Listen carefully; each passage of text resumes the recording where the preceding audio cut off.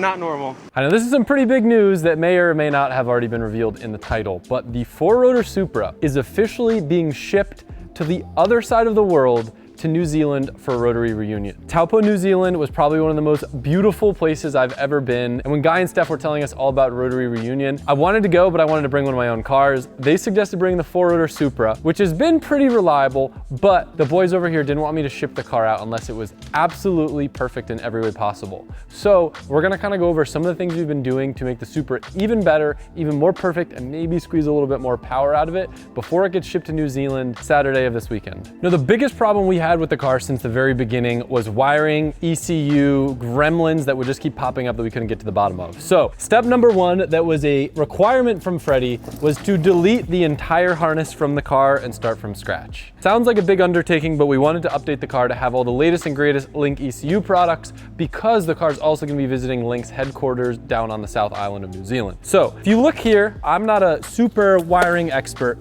but one of the biggest problems is we were utilizing a PDM, but there were also a ton of relays and random things that were kind of throughout the harness. So we weren't really utilizing the PDM how you're supposed to. The beauty of a PDM is you can monitor voltage and you can see when there's issues. But if you're using a relay and you're just using the PDM as a trigger, it removes a lot of the abilities to diag the car. Now, a lot of this is also going to be simplified, so there may be some weight savings. That's not the real reason we're doing this, but Brian Hartsock has been building an entire new loom for the chassis and the engine from scratch, and his wiring is like A++++. So at least on the wiring side, we'll know that we're putting our best foot forward. You might notice new door. The doors got a little smashed up during Legends of Drift. So we got them all fresh, painted. We still got to do a few of the little graphic things. The dash is currently out because we're mounting the Link G5 Voodoo Pro, which is the same ECU that we run in the FD car, and also now my R33 GTR. So that's getting sorted. The rear hatch we've got painted, but still needs to finish kind of some of the vinyl work. But again, carbon hatch, carbon doors, got to make the car light, right? But I can't remember if I teased this on Instagram or in a YouTube video, but probably the coolest thing that we're working on right now is a special engineering project with the UCF Formula team. Some of the boys came by and they actually 3D scanned the engine bay with me in an effort to design an airbox. One of the things that I wanted to do was get a nice lower header to create more of a heat barrier of separation so the intake runners don't get heat soaked. We're not gonna have time to do that, but they were able to 3D design me a plenum that will allow us to encapsulate the ITBs and direct fresh air from some sort of duct system that we're gonna have coming from the headlight. I don't know what the power gain is gonna be. I guess we'll see when it's on the dyno, but at a bare minimum, it's gonna be a really cool aesthetic piece. And I like to think when the hood is shut, instead of it getting all that heat-soaked hot air from the radiator, from the headers, and all that pulling into the motor, it'll get a little bit more fresh air. So from their 3D model, a friend of mine was able to produce a mold that he's gonna be making in carbon fiber. But before he did that, because it's quite expensive, I actually had him send the mold down here so Josh could make his very first plenum out of fiberglass. So that way we could test it. This is the biggest plenum I've ever seen. Correct me if I'm wrong, Josh, you've never made anything like this before. Nah. So walk us through the process. So basically, since you gave me the mold, I went ahead and just put wax on it a few times and start laying 2.5 ounces, so basically 3 ounces in total. And then I went ahead just to make a nice finish. I went and put a cloth over the whole thing. I had to make it in pieces, so as you can see, this is 2 pieces, 3rd piece and 4th piece. And then once after that's done, I went ahead and glassed the inside just to glue it all together, shape it up. And then we went through some stuff, so for clearance purpose, we had to shave it. Which is nice because the whole idea was we didn't want to have this made in carbon, find out that it wouldn't fit with the hood and then have a worthless piece. So Josh, by doing this and making the prototype, we were able to find, okay, this actually won't clear the hood. So now we can use this to kind of adapt the carbon model. And I know it looks ridiculous and it looks giant, but believe it or not, the guys over at the Formula UCF team were able to do CFD to make sure that all of the air going to all of the rotors is as equal as possible. And also using data from Freddie, I think derived from some sort of VE calculations, they were able to figure out the volume of air to make sure that this is big enough so that way we don't have a restriction. Now, originally the plan was to have the plenum, which sits something like this, and have it actually ducted so it could only pull from the headlight. But what we found is that the headlight the ducts, no matter how big we made them, it was gonna actually create a restriction so the engine would make less power. So it's gonna live kind of like an open mouth that the headlight duct will divert air towards, but that won't be the only air that it can pull towards. Otherwise, I think it would have a negative effect of not allowing enough air in. But mind you, as with this car, it's all about the R and the D, specifically the D, as we try to figure out what works and what doesn't work. This is uncharted territory for us. We've never made an airbox for an NA car, and I'm sure we're gonna learn a lot throughout the process, so it's exciting. And if you've ever heard an S54 with a carbon airbox, it sounds ridiculous.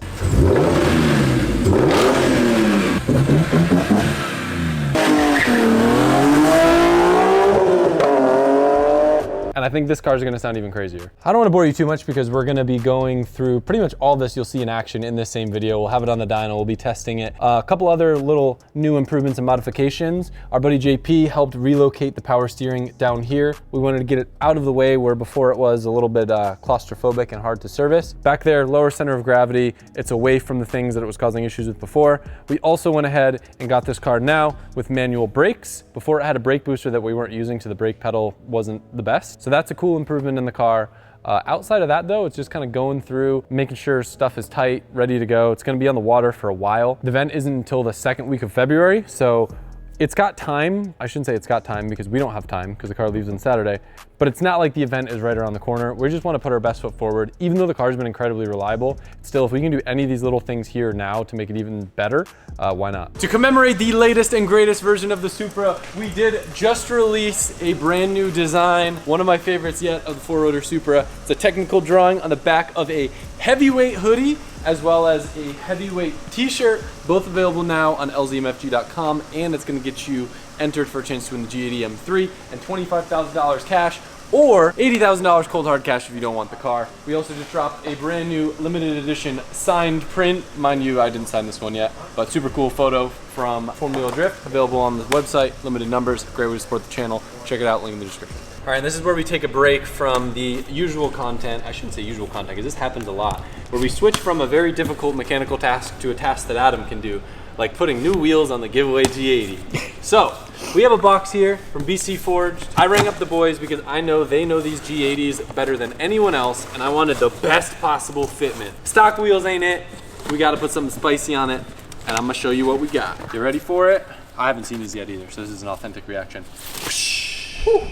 I wanted to bring a little bit of the FD E36 in the picture. So this wheel is their MLE 81, kind of like a classic mesh style that always looks good on BMWs. I think I even had these same wheels on an A90 Supra at some point. I really liked them, but I thought it would be cool to tie in the satin royal gold. It was one of my favorite things about the FD E36 this year, that like cool gold kind of flat machine looking finish, to bring it onto the giveaway G80. So we're gonna get some tires mounted up to this thing, which I'm also super excited about because it'll be much stickier than what's on it, meaning the launch will be all that crazier.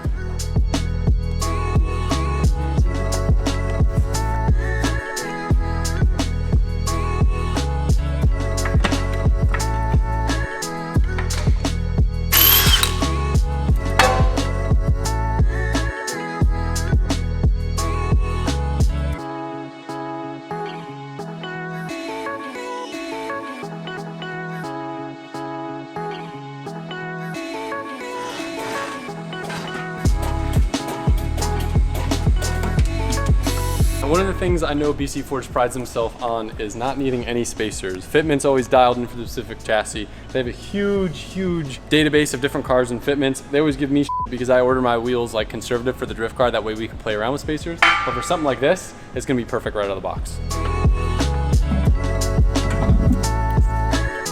Look at that brake caliper clearance. That's another important thing. So they actually have different specs depending on which brake package you have, because even that can make such a small difference. When you're ordering wheels like this, you don't want to get it wrong. No.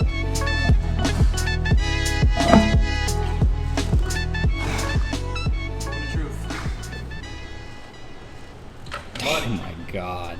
Dude. You know what I'm even more excited about than the new look? Launching it with better traction. It do be looking pretty sick. This is really good.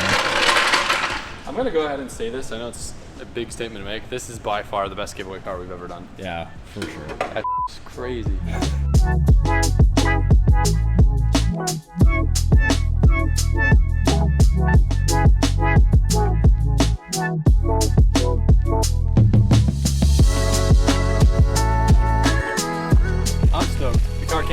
faster. I know I said it multiple times, but if you guys want to get a set of wheels for your car, you're worried about them fitting right, the BC Forge team got you covered. What I'm even more excited about than how the car looks is now the car's finally on sticky tires. We've got a little bit too many cars and things going on to do the lap time, so that'll probably wait for the next video. I want to see what this thing's gonna do around the compound circuit, but I'm hoping we can do some launches now without spinning all 4 wheels, and we're gonna take out our little draggy device and see what it pulls for 0 to 60. Rub test. Oh God. Rub test. No running. Nah, it's good, dude. Oh God. I mean, I'm never gonna be driving like that on the street. I think you're good to go. Look, I know it's the giveaway car, and you guys always can be saying, why you beat the crap out of it? I'd rather me do that than you. Mm-hmm. You know? All right. You ready? Ready.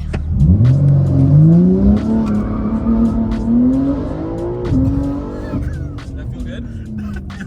That's insane. That's like faster than your Turbo S. It didn't spin at all. No. Damn, No. I can't wait to get the draggy out. So that was a second gear launch. Okay. So there's like no shift, I feel like, before we even hit 60. That was insane. I felt my skin like What's crazy is peeling as a back. driver, it doesn't feel that crazy. No. Like, I don't know how to explain it. Like, I guess because I know what's happening, Right. but I bet that was just like a 1.460 foot on the street. Rolling.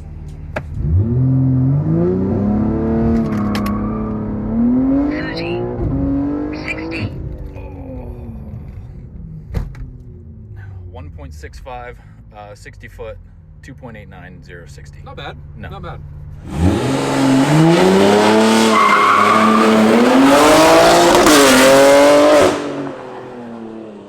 That's really fast. Fast from outside the car? It just goes. I don't know That's how what it feels like inside the car too. No way.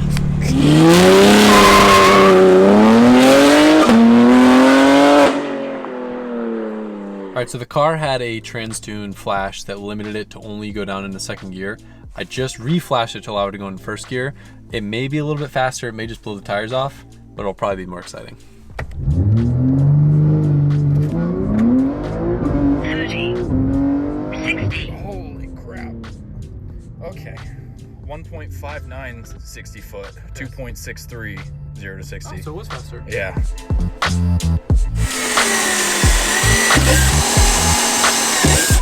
All right, so another piece of the airbox puzzle is this ducted headlight right here.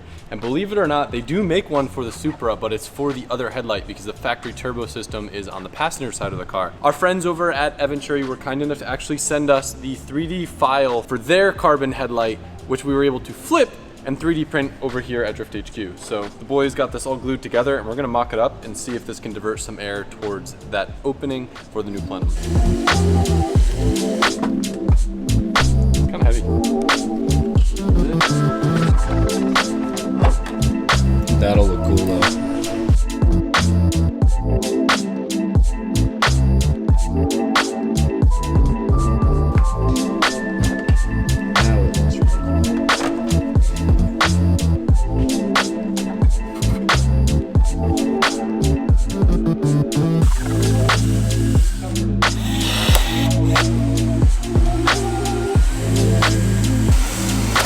The prettiest mount in the world, but I got one here, I got one here.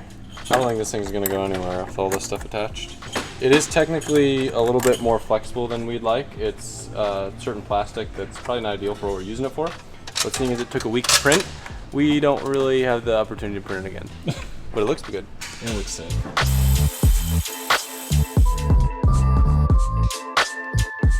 All right, one other thing I'm super excited about that I haven't tried on this car just yet. Accelera now has 19-inch 651s. So this is a 265 4019, which gives it a little bit more rigid sidewall because it's an XL tire.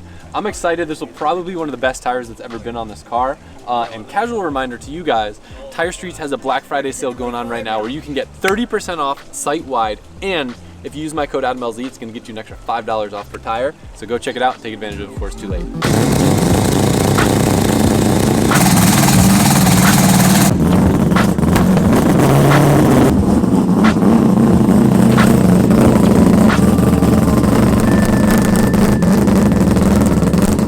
Yo, the Link ECU cold start, crazy. I feel like it starts before it even makes a full rotation on the motor. You film that?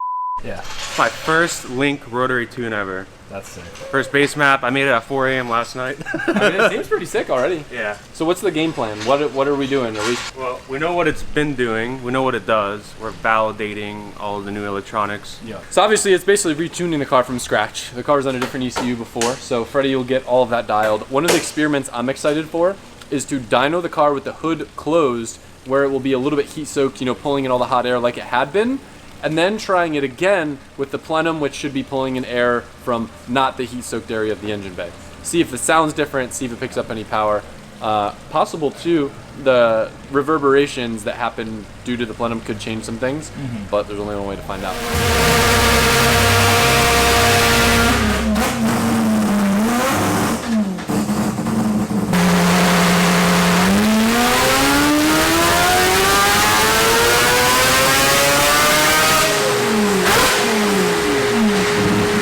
All right, Freddie, what are we making for power? Where'd you get this thing to? Give me the number. 500? Yeah. Not bad. No, not bad.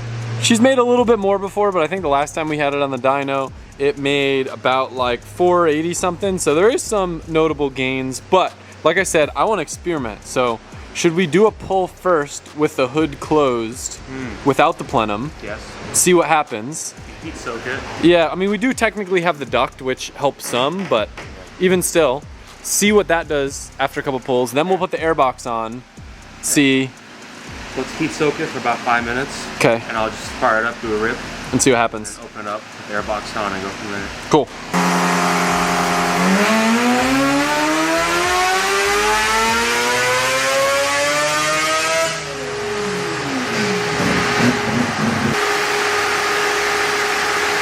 It lost 10 horsepower, nothing too crazy, but I don't feel like the engine bay is as heat soaked as it gets when you're like running on a track, because normally you open up this bay and it's just drenched with heat. But we're gonna put the airbox on and see what it does. Mind you, again, this is the prototype. This isn't exactly how it's gonna attach or what it's gonna look like, but it's so we can test and figure out if anything needs to change. All right, let's hear this puppy.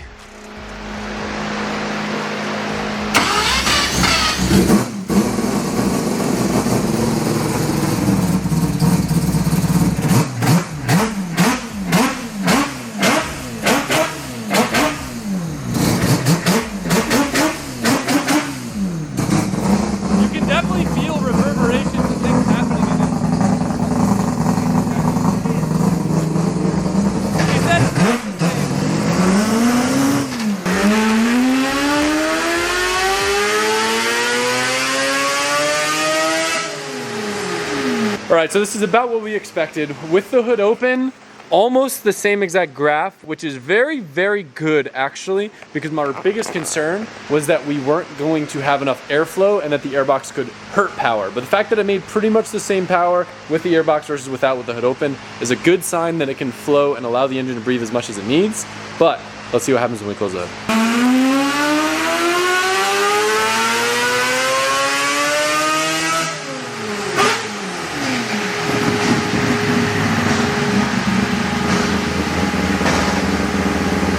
Look, like I said, we don't really know what we're doing here. We're just kind of trying stuff and seeing what happens. But the good news is we do have a positive effect. So the purple line is with the airbox and the hood closed. The yellow line was without the airbox and the hood closed. Some decent gains. I mean, we're talking, 10 horsepower. So up in this range, maybe only like 6 or 7. But it didn't lose power. And I think this difference is going to become more and more apparent the more the car is driven and the more the engine bay gets heat soaked. When I drive this car a lot on track and it's sitting at 9,000 RPM with the hood closed, a ton of radiant heat builds up, and I think we'll start to see the impact of the airbox more and more the more that the car is driven. I'll probably feel it in the car, but it's gonna be hard to demonstrate on a dyno. But at least we know it's not hurting performance and we can go and do some real world testing. All right, Mr. Freddie, how are you feeling about all this? I'm really happy that it plays nice every pull.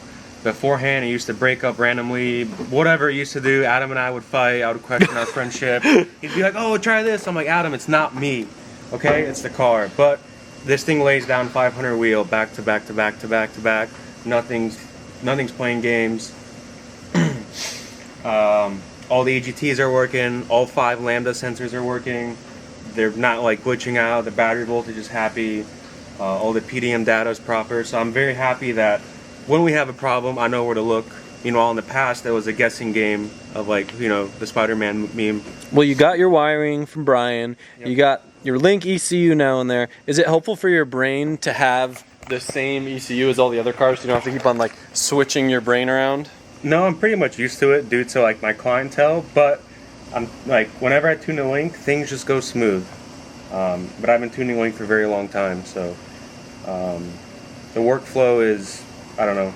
I've made my own ADHD workflow in the software, so I like the way it flows. It is kind of funny to think, like, we probably have more pulls with this car than any other car at the compound. Probably hundreds of pulls, so much tweaking, fine-tuning to get the car where it was before. And you just got it there in like, I don't know, maybe like 30 minutes? That's pretty good. 45 minutes. Still. I mean, you know how long it's taken to get the car to this point with all the tuning and changes and... Yeah, the fact it fired right up, I was super stoked on that. Like the cold start, didn't even care. It's like 70 outside. It's not too bad. Not very happy. So what's next from here? Here's the good news. The good news is we actually wound up getting the time bumped back a little bit, so the car isn't going to be leaving until next week now. So we thought it was going to be leaving tomorrow morning and we were all going to be pulling all-nighters. We're not going to be doing that. Some of the stuff left on the car is, you know, little buttoning up, kind of some small assembly. We want to shake it down and do some drifting with it, which probably won't happen tonight, but I'm still going to give a couple rips for you guys. Something we're familiar with from the Europe car being sent over is getting everything together and documented before this car gets loaded into a container and lives 2 months at sea on its way to New Zealand. In case you skipped ahead and you missed that part, this car is going to be in New Zealand at Taupo for Rotary Reunion, which is something I'm super excited to go to. We were talking about it since the last New Zealand trip. Hey, you're coming too, huh, Freddie? If you aren't coming to check out the car, come to check out my tuner. Yeah. Hey, does it ever feel weird when people call you their tuner like they own you? Not me, but just like in general, because I feel like everyone's like, oh, my tuner, my tuner, my tuner. No, I don't think about it that way. It doesn't really matter to me. Yeah. We're all the same. You're a lot of people's tuners, huh? A lot of people. He's the people's tuner. No, I'm one person. Like, I'm so popped out right now. Go zoom in on her. What are you laughing at? I'm not planning to drift because I don't have a door and there's a lot of things not bolted on the car, so this will just be like a quick vroom vroom test, you know? Freddie, can you hold the camera so I can put both hands on the wheel? I'm just gonna come by really fast and you can film it. You're going into the pond. Oh. You want me to turn the GoPro on? Nah, that's fine. It won't do good in dark. Okay. I can start it? On neutral? Yeah. Yep. Ready? Yeah. Let's judge your start. Judge it.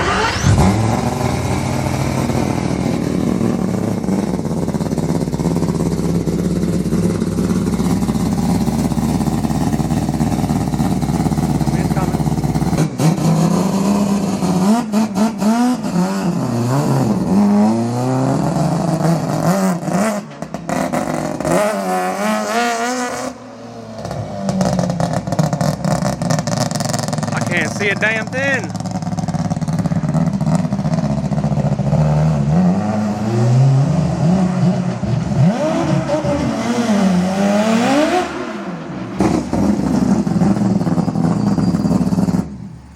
The brakes feel the best I ever had. Sick. Like this car always felt like it was gonna kill me when I stopped. They feel phenomenal now. Awesome. We just copied the FD car. Do I have headlights? No, not yet. Okay.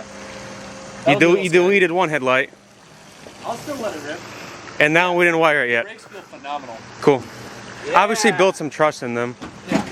But I mean, like, I never felt like I could stop. Like, I barely touched the pedal and I just went, "Rip." I've never seen the front end come down. That's a good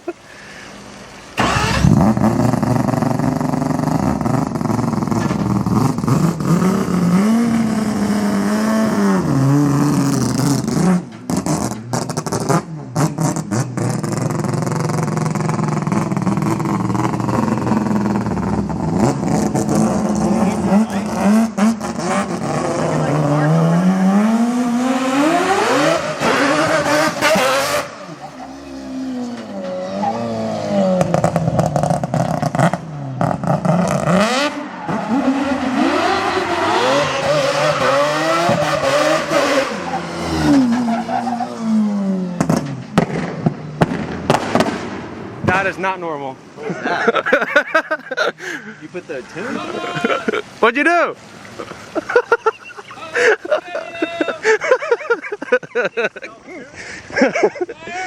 No. Okay, cool. Let me turn off the Holly self-tune. I I'm just kidding. killed it. I killed it. Okay. but it went. Yeah. Big fireballs. Yeah. Big fireballs. It feels, dude, it's crazy. I've never been able to stay on the gas that long without being scared of crashing into the tree. The brakes are so good. It's like a whole new car. Why didn't we do this way longer ago? We were busy. It's crazy because I'm like way more excited about the brakes than I am anything else. Let me save this vlog as WTF. What happened? I don't know. Oh. It felt like I lost my crank sensor. That's what it sounded like. Hit ignition, top left. Yep. Sorry guys, I wanted to be like RK Tunes and I gave him the Brobel tune. No! That's all that happened? Yeah, so like it was trying to pull you into auto control mode. So it went to target -5 ignition timing. Got it. And it was super rich. And just Asshole. You had No. anti-lag on it. yeah, anti-lag. Felt crazy. That's the only thing I can see really. Oh man, you know what I can't wait for too? Are we gonna get to fix the flat shift so I can go? Yeah, that's why this button says shift cut. So you Oh can turn hell it yeah! on or off. Hell yeah! Just Why like would you turn the shift cut off? Sometimes he's a pansy and doesn't want it in drift. well, yeah, well You my give it to someone you don't trust. For sure. yeah, I feel like it could be weird if you like go to clutch shift and it does it or something. I mean, if you rest your hand on the knob, you can make it. True, Yeah, true. That looks crazy. You look crazy right now.